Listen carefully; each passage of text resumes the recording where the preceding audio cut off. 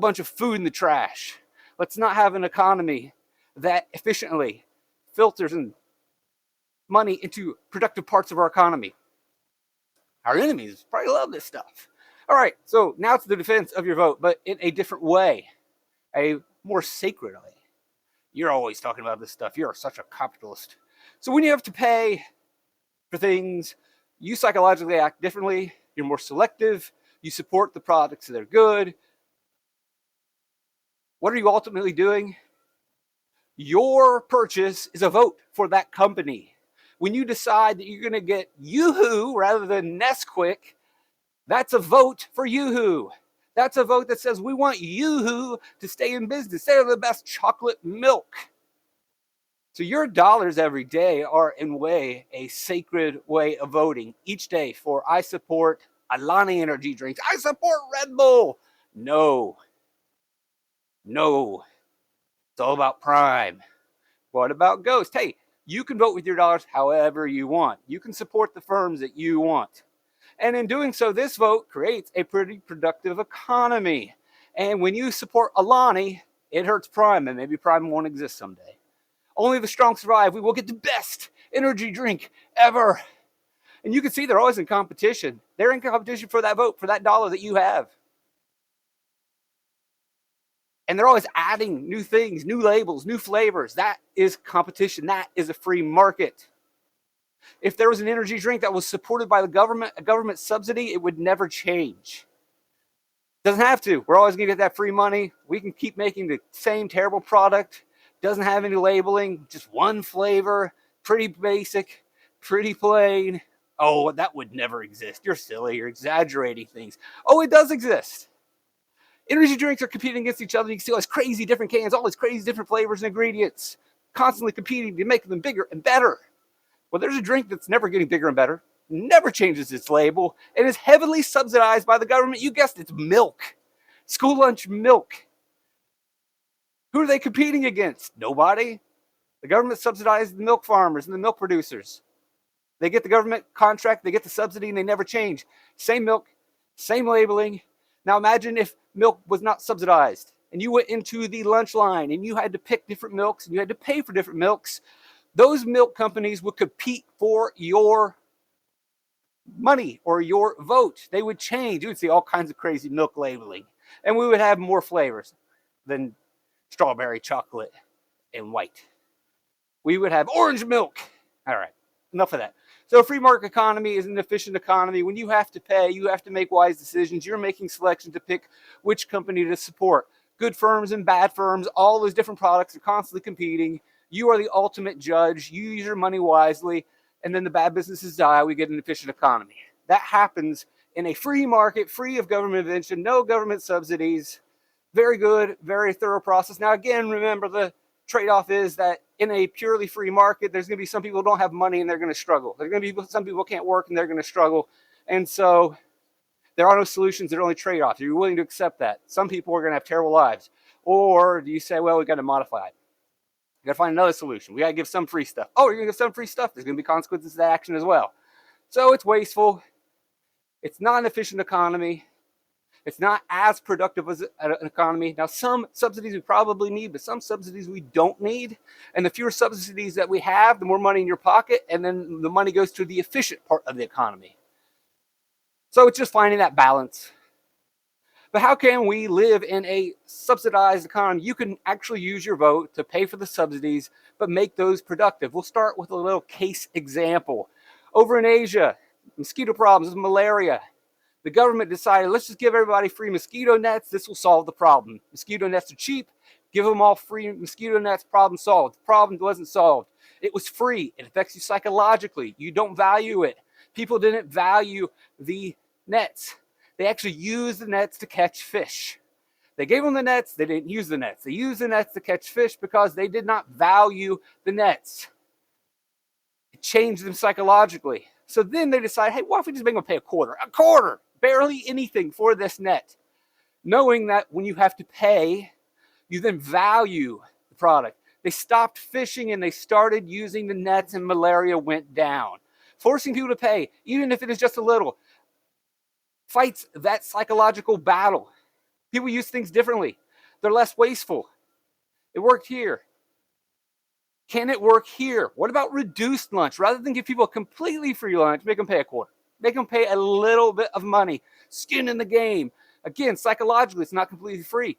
You had to pay a little bit for this. You actually had to pull money out of your pocket and pay a little bit today to buy that meal. You view that meal differently. You approach that meal differently. You are going to be less wasteful. You're going to use what you consume. You may even consume less. If you have to pay up, maybe you don't buy as much. Either way, we're getting more bang for our buck calorie-wise. We're getting a more efficient economy. It doesn't completely solve the problem. It is not a panacea, but it does lower the cost somewhat. And when we take that reduced lunch and we apply it to all the schools across the state and all the schools across the nation, those small little savings add up. And if you do these little things across all the government programs and all the government subsidies, a little belt tightening, it's not completely free. You can save a lot of money. You can save taxpayers a lot of money by just simply going with a reduced lunch or finding ways to operate more efficiently. And if that doesn't mean you have to reinvent the wheel. In a lot of these cases in government subsidies and programs, you don't simply just have to reinvent the wheel, come up with a whole new system. You just have to find a way that it's not completely free stuff. And if we do that, if we become a little bit more efficient, we can lower taxes. That means you're going to have more money in your pocket so that you can use money in the efficient, productive economy, and the economy grows. And even if we don't lower taxes, the government saves money and spend this money on different programs, hopefully productive programs, but either way, they could build roads, bridges, dams, schools, hire teachers, firefighters, policemen, you name it. But it worked in the mosquito example, and it does work for the reduced lunch example. Give it a try.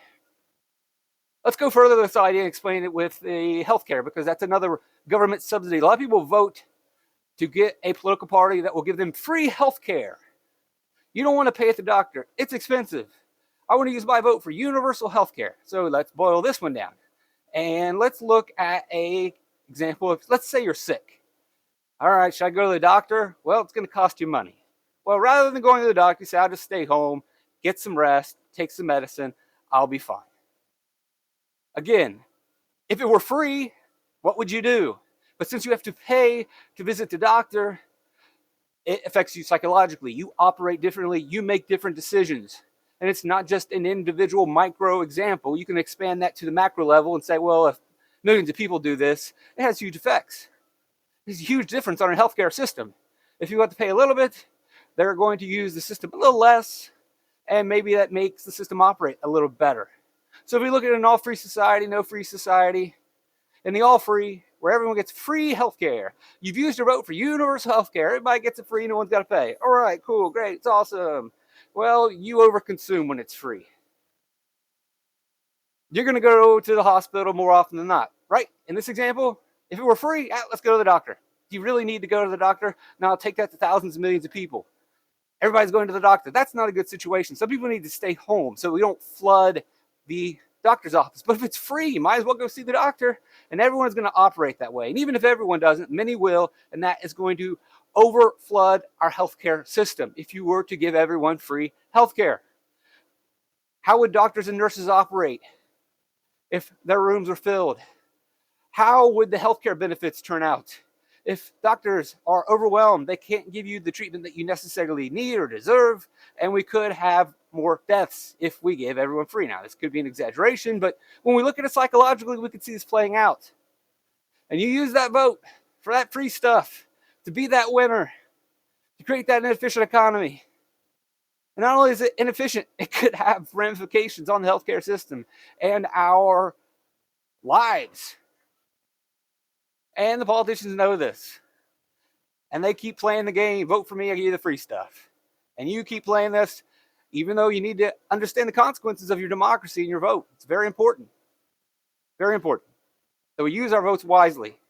And we don't use them simply to destroy our economy and destroy our healthcare system. Let's go even further. If everything is free and everyone gets it, how do we decide who gets it? Everyone's showing up at the doctor. Who gets the procedure? Who gets to go first? Not only will there be literally big lines, but how do we select who gets the services first? It's going to be simply, I showed up at 12 a.m. like it's Black Friday, so I get to go in first? Or do we pick based on disease? Does the government do the eeny, meeny, miny, mo? Who decides who gets what? Who decides when you get that surgery? How do we make those decisions? Who makes those decisions? So then again, okay, well, I'm just going to have to vote for a guy that's going to decide who gets health care when, and hopefully that person that I elect is going to pick the procedures that I'm going to need. Who goes to the front of the line? Who goes to the back of the line? It's going to be based on age, race, gender. It's going to be based on disease. How do we do that? It's pretty simple over here. Now, a lot of people say it's not fair how we make selections. But when you got to pay out, it's pretty simple. If you got money, you get what you want. If you got money, you get your surgery. If you don't, back of the line. If you have the money to purchase it, you get it. That's how it works. No one outside makes the decision. There is no one over top of us making decisions for us. Our lives are not in their hands. Your life is in your hand. If you got the money, you get what you need. If you need a special operation, you pay for it. But some people, again, we have to find somewhere to be in the middle. Now, there are also unintended consequences to these subsidies. Let's go one step further, one more conversation. No such thing as free lunch. There's always costs. Unintended consequences, the things that you did not think were going to happen. Students, we're talking about the FDIC the other day in a very favorable manner, and it is a very favorable program subsidized by the government. Most people vote for this with their vote for the government, like it. But again, there is always trade-offs. And even the FDIC can be seen in an interesting way. You put your money in the bank, cool, awesome. What happens if that bank goes out of business? Oh, your money's gone. No, you are insured for free by the FDIC, Federal Deposit Insurance Corporation. If you put up to $250,000 in the bank, that money will come back to you. The government subsidizes the bank. The government subsidizes you. This is a way to get you to feel comfortable about putting your money in the bank, to feel secure in the bank, up to $250,000. Even if that bank fails, your money does not disappear.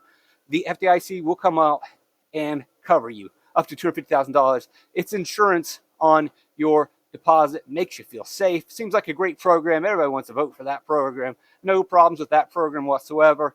$250 supported. Now, how do banks operate? They take your money, they loan it out to people. No big deal, right? Okay, well, banks are clever. People are clever. Government subsidies affect people in different ways. There are trade-offs to every solution. People didn't want to put their money in the bank, so the government insured it. Solution. What is the trade-off? What are the consequences? What might happen? So you get money now, right?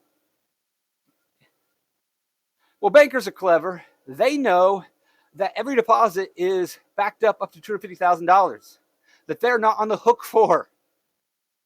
Bankers typically loan out money to wise investors. They're very strategic and smart about how they lend money. They want to make sure they don't go under. They want to make sure that people are able to pay it back. They don't want risky borrowers. So they reject a lot of people. That's money that they could be making. Every time they don't make a loan, that's less interest. But they have to reject some people because they're risky, won't pay it back, could jeopardize the bank, could jeopardize your money. But they don't necessarily have to worry about your money because they thought about this, right? They are basically receiving free insurance as well, up to $250,000 that they can gamble with that they don't have to pay back. For everybody that deposits, they can go up to $250,000 that they can loan out to risky people.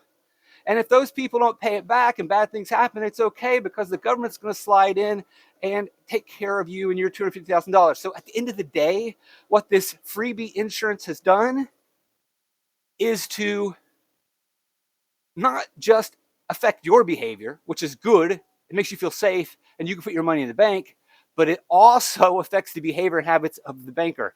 He now can make more risky investments. He can operate differently because he knows that he has freebie insurance. And in doing so, risky investments could kill the economy. So the FDIC, it's a solution to a problem, but there are trade-offs. And that trade-off is it could list risky investment that ultimately destroys the economy, the one thing the FDIC is trying to prevent. There are no solutions, only trade-offs. Oh, rock and roll.